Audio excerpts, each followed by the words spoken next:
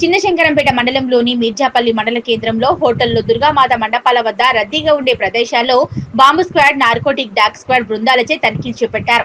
ఈ సందర్భంగా ఎస్ఐ నారాయణ గౌడ్ మాట్లాడుతూ జిల్లా ఎస్పీ ఆదేశాల మేరకు మండపంలోని రద్దీ ప్రాంతాల్లో పాటు హోటల్లో దుర్గామాత మండపాల వద్ద తనిఖీలు చేపట్టడం జరిగిందని, ఎవరైనా అపరిచిత వ్యక్తులు కనిపిస్తే వెంటనే సమాచారం ఇవ్వాలని ఆయన మండల ప్రజలకు సూచించారు.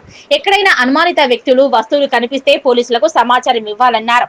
మండలంలోని రద్దీ ప్రాంతాల్లో bomb squad, narcotic dog squad బృందాలతో తనిఖీలు చేపట్టినట్లు తెలిపారు.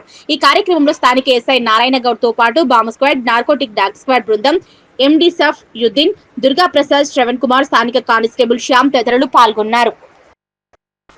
జిల్లా ఎస్పీ గారి ఆదేశాల మేరకు ఈరోజు శంకరపేట మండల పరిధిలో గల అన్ని రద్దీ గల ప్రదేశాలలో రాబోయే పండుగలను పురస్కరించుకొని ఎటువంటి అవాంఛనీయ సంఘటనలు జరగకుండా రద్దీగల ప్రదేశాలుగా రైల్వే స్టేషన్లు, బస్టాండ్లు మరియు దుర్గామాత మండపాలు మొదలగు రద్దీ ప్రదేశాలలో డాగ్ స్క్వాడ్తో తనిఖీ చేయడం జరిగింది.